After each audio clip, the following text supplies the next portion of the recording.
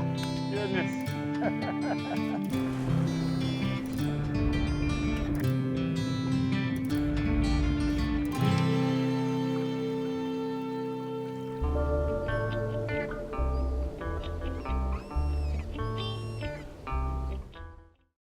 This week we're staying in Key Biscayne.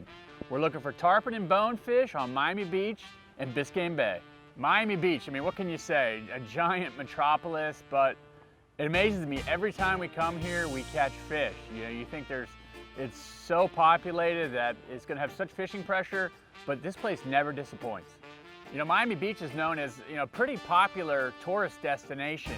Whether inshore or offshore, it has a great fishery as well. So most people think of the beaches to come here and vacation. You know, when I think of Miami Beach, I think of fishing and I think of tarpon and bonefish.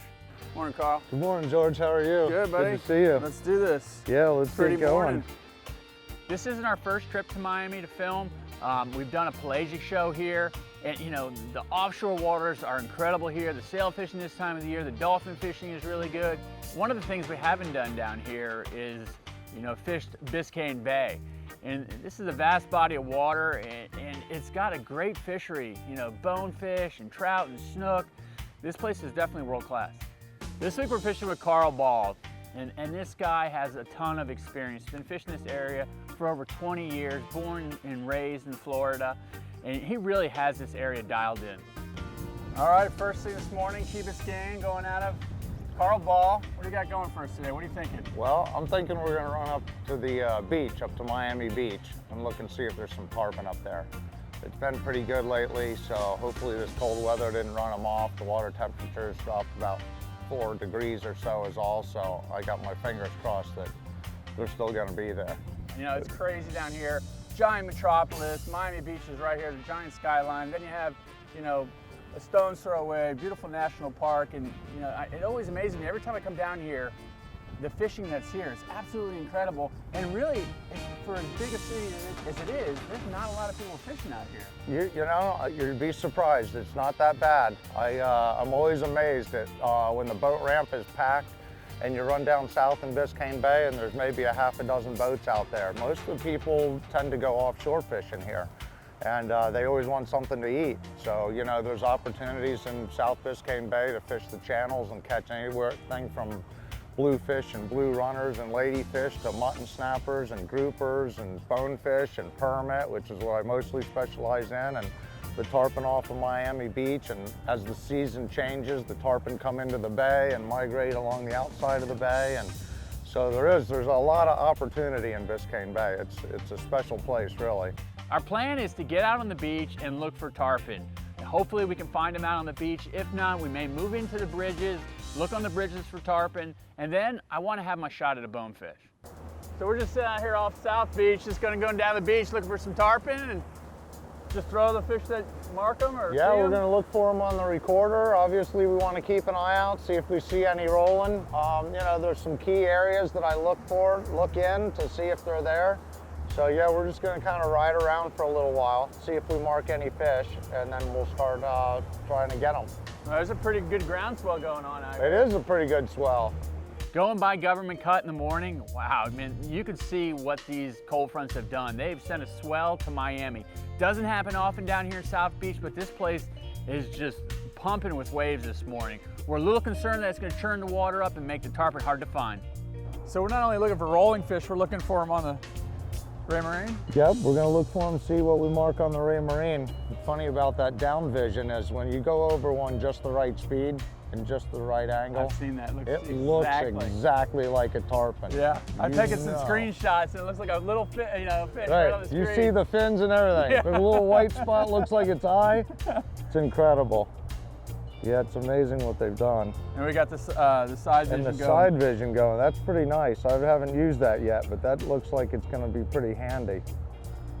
So how do you normally fish them? Shrimp's the big thing. The shrimp runs go on. You're fishing artificial shrimp. We have these Savage gears, and they're just going to chuck them out there? Yeah, no, I mean, they do. They like shrimp a lot. I mean, obviously, that's the big thing to get them on. Get some jumbo shrimp and get them down there to the fish. Crabs work. You know, this time of the year, they're mostly targeting on the shrimp. Okay. As the season goes on, they start biting the crabs a little bit better. And then obviously when the mullet run starts in, you know, March and April, the mullet are a lot of fun, and you can catch them on mullet out here. You can catch them on just about anything. Artificial lures, I use a lot of artificial lures just because it's easy and it keeps the bait in the water the whole time. You're not re-rigging constantly. So you want it heavy enough to get down there though? So we need it a little bit heavy enough to get down there. So that's good that we're gonna put a little bit of that extra lead on here. Okay. Because we want to swim them, you know, down in their zone. We don't want it below them. So if they're in 20 feet of water, we want it in like 15 feet of water, so that it just, tarpon are more surface feeding, or they feed up. So they like to come in from behind the bait or the lure and grab it from behind. So if I get the bite, what am I going to do? Just reel as hard as you can. Keep your rod pointed at your line, and when you feel it, they bite it one time. It's not a nibble, it's a bite. Suck it in, and that's it. And if you just reel as fast as you can, it'll give it a second for him to close his lips and kind of turn off a little bit. Gotcha. We saw some fish, but not really what Carl was hoping for. Singles here and there, one fish, maybe two fish rolling, but you know, it's not looking good. We gave it some drifts, no bites, so we decided to make a move, head over to the bridge. Real-Time Florida Sportsman is brought to you by Mercury Marine, #1 on the water.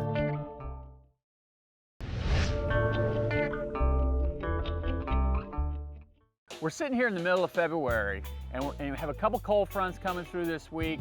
You know, the low temperature the first morning is in the high 40s. It's kind of a pretty morning, but they're forecasting for the winds to pick up. And it's pretty chilly. I'm a little concerned about dropping the water temperatures too much for the tarpon. Made a little move. The beach was a little slow this morning. We're marking a couple fish, but nothing was really happening. So came in here to one of the bridges, marked some fish, and we'll see if we can get bit by a tarpon. Look good. Looked like there was plenty of them, so maybe we'll get lucky. Crazy, isn't it? What do you want me to do? Just keep going. Yeah, we'll have to get out from on top of them probably. Want me to fall back through or go? No, just stay up. Oh, there we go. Fish on. Got him? Got him. Nice fish! Fish on. Tell me where you want me to go. Get ready to go around that piling. Nice fish, Carl. You marked them right there, right on top of them. Believe that? Do it up current. Keep us away from the bridge if you can. Just keep going. Hopefully he won't run back, but. Whoa, I'm gonna jump in the camera boat. Don't jump in the camera boat, fish. That's a good fish. It's a decent one. That's a good one. Yeah, if we can kind of drag him out away from the bridge a little bit. He's on the wrong side. It would be much better if he was on the down current side, and it would be easier to pull him away. So that's 30 pound, 60 pound fluoro leader. Yeah, it's like a 50, maybe a 60 pound fish. Yeah, you can kind of take it out of gear here. I think I got a pretty good grip of him. Okay. On the Savage gear. Yeah. They like those new natural looking shrimp though, you know, the new shrimp look so good. Crazy what we've caught on this thing. They look so realistic nowadays. Oh! Broke them off. Oh, this is kind of what I know from coming down here. I know that these bridges are funnels, giant funnels. Biscayne Bay is just funneling out into the Atlantic, and these tarpon just stack up in here certain times of the year, and it's just an absolute feeding frenzy. Loaded. They're right on the shadow line, right there. That's right where they're sitting, on that shadow line. Do you want to float them back or cast them up to them? You know what? It doesn't matter. We can go on the other side of it and do that, and swing them through there. Either way, you can swing it through there, or we can throw it up current and try to work it down current. So the same technique that we're utilizing out on the beach, we're utilizing around the bridge. Carl is just driving around and actually just looking for these fish, seeing where they're staged. Once he figures out where they're at, we position the boat to get the right cast. Oh, there we got him. Fish on. Fish on. Back us up. Oh, forward. Might have to go forward. Oh, he's off. He's off. Woo-hoo! That was a pretty decent one. You got the touch, buddy. Yeah. Unfortunately, we're losing some fish. We're putting them in the air, we're breaking them off on the bridge, pulling the hooks, but unfortunately, that's part of it. When you're throwing artificials, you have to be throwing lighter line to get the cast that you need. And unfortunately, using artificials as well, you're using some smaller hooks. Even when you're fishing a live shrimp, usually you don't want a big hook that's weighting it down. So to get that natural presentation, the drawback, smaller hooks, sometimes it just doesn't stick. How long you been fishing down here? I did well, actually, it's been about 23, 24 years since I first started coming down here in '93. Wow. And I did my first charter actually over on the West Coast out of Everglades City in '96. You've been at it a while. Born and raised? Born and raised in Lauderdale, yeah. Been there for nearly 52 years now. Wow. Got some experience under your belt. Never thought I'd see the day, you know? So you've seen probably a pretty big change down here. Oh yeah, Oh, your big years. change. Changing the fishing too, or? You know, it's changed, yep. There's not as many bonefish around, you know. I don't know about the tarpon fishing. I mean, I think for me, I've just learned more about the tarpon over the years, so I've gotten better at it. And Gotcha. so I don't think that there's any less tarpon. And I've always done more, caught more of them every year, so I just think I've gotten a little bit better at getting them. That's the worst about the tarpon, you know. They just aren't easy to keep on all the time. Oh, There he is! there he is. Back There up. he is. Back up a little. Oh, he's off. God. Good Lord. What is wrong? This bridge bite is really tide dependent, and what we've come to figure for the short time that we're here is once the tide gets moving super heavy, the bite shuts off. It seems like right around slack tide, maybe an hour before, an hour after, before the heavy flow on this new moon is the time to be here. Real-Time Florida Sportsman is brought to you by Wiley X, Absolute Premium Protection.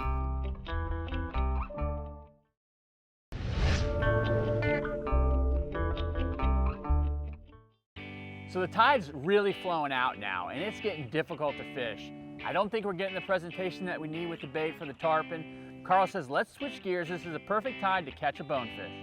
What do you think? Tide's ripping a little too hard? Go look for a bonefish? Yeah, I think so. I think it's time to make a change. Tide's cranking. We haven't had any luck in a little bit, so let's go try a little bit of bonefish while we got some tide. So we got a couple hours out going.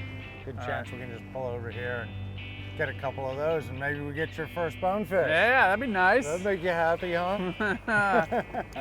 Bonefish, so the silver ghosts of the flats. I've never caught one. It's one of those targets that people travel all over the world to target these things. They're known for their extremely quick runs, and I'm excited to give it a try. So we're just sitting here in one of these passes. Exactly, we're just sitting out in front of the channel. We've got the tide kind of flowing off across the flat, and it's going kind of out ocean side. So there's some bonefish that hang out in this area, and hopefully we'll chum them up and get them biting. So we'll just have to put our time in a little bit, and maybe it won't take as long as we think. You know, traditionally, most of the guys are fly fishing for these, and I was hoping to have an opportunity to do that as well, but winds at, 15 to 20 mile an hour, dirty water, it just does not make for sight casting conditions. So we decided to kind of, make it a little bit easier, chum some areas up, throw some shrimp out, and just hope to get one on the line. Oh, give me a rod, come on, get tight, son, get him. Oh, there's that That's run a you're bone. talking about. That's a bone. Real distinct tail snap. You hear that? That's God, him. they're Let me quick. clear this other line real quick. Is that him jumping? Yeah, his little tail up on the surface. A head Look shaker? at him, yeah, look at him. Wow, they don't usually get up on the surface like that. That's really unusual. Wow, man, you got a big God. one, huh? Oh, cool. Got him the right way. God, it doesn't take much, they seem like such an elusive fish. Well, Yeah, If you're in the right spot at the right place, the right time with the right bait with the right guy. I mean, they are an easy fish to get. Overall, there's no doubt. Guess on a fly rod is a lot more of a challenge. But yeah, you start getting them on a fly rod, or you know, You see that start sight fishing for them, and you throw something in there. They're spooky. Oh, cool. Look at that trocar right in the bottom of his lip there. I would get him back in the water. You were saying they're pretty delicate, you know, they really can't spend a lot of time. Yeah, we like to get them back in the water as soon as possible. No more than 60 seconds out of the water if possible.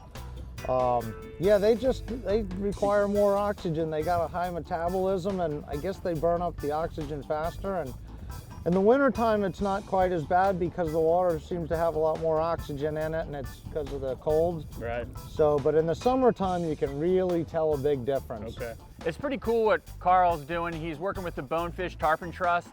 They're doing fin clippings for DNA for the bonefish, which, you know, the research helps, you know, the betterment of the species. So I'm excited to participate in this. So here we are on a flat in Key Biscayne, catching bonefish. You know, we're not an exotic destination. We're not in South America. We're not in the Bahamas. We're right down the street from 2 million people, and they have a great bonefish population of fish right here. Around it? Somehow, something's going on here. Oh, you got, What do we got here? We got tangled though. we got a little tangle and a, It's like a double header. look at that. How cool is that? Nice. He's pulling drag on my reel and you got him hooked. Now, is this a typical size for around here? Yeah. Or they get pretty big? You know, they are about this size. I've catched some big ones though. Look at the little blue on his tips of his wings Yeah, there. They God, really are beautiful fish, huh? how cool Blue is that? colors, and you can see how the color of them, how you can imagine. I mean, hard he's to see. already blending into the color of the water here today. Wow. So you can imagine that's about the colors they stay and blend right into the grass. That is so neat. And a couple hundred yards away, we jump 4 tarpon off, and we just pull right out here and catch a bonefish. Isn't that crazy? That's insane. Miami. How cool is that fish? So what do you think? Should we let this guy go? Yeah, let's let him He get looks back in like there. he might be a little, wanting a little air. People think they have to go to destinations, you know, exotic destinations, the Bahamas, but really right down here in lower Florida, down in, you know, Biscayne Bay, the Florida Keys, has a great bonefish population. It's been a great day, you know, to hook as many fish as we did, land those other species, but, you know, we get back to the boat ramp, we're loading the boats, loading the camera boat back on the trailer, you know, and Carl and I are talking, and we're both ticked off. You know, we're looking at each other, we know. We got to get back out the next morning and get our hands on a tarpon. Real-Time Florida Sportsman is brought to you by Penn. Let the battle begin.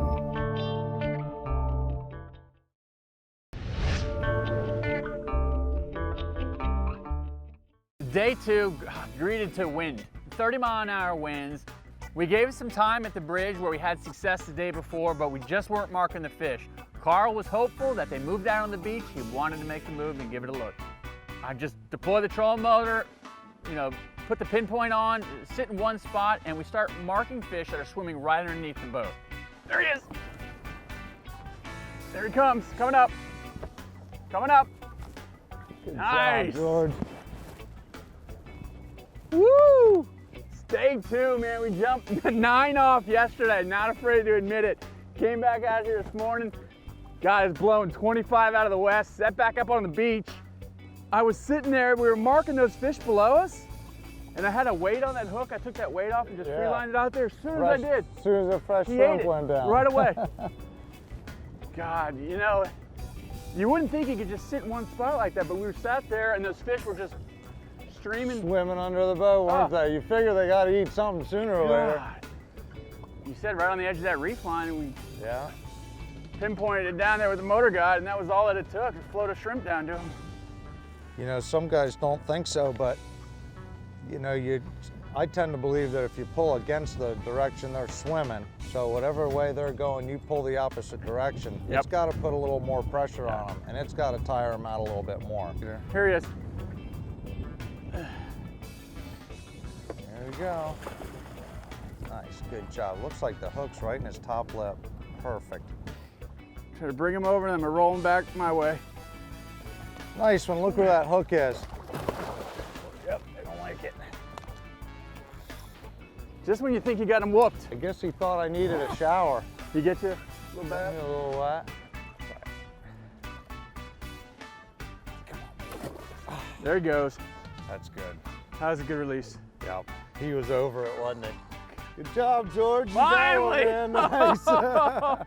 Thank you so much, Carl. That was awesome. Wow. was Finally. pretty work. It was great to get back down to Miami with Carl Ball. You know, he put us on a ton of fish. It was a great experience. But again, this is just one small piece of what Miami has to offer. Incredible fishery, you know, incredible beaches, incredible nightlife. There's so much to do here. It's an unbelievable destination. Oh, Blaming it on the shrimp. dude. Some days they want a certain shrimp. They don't want the one I was using right now. How's that for a shower? Guess he thought I was a little dirty and stinky, huh? Sheep's head. Ah! Wow. We're fishing now. Oh, he came off. Unbelievable. God, we can't keep anything stuck. Yes, anything at all. Can you believe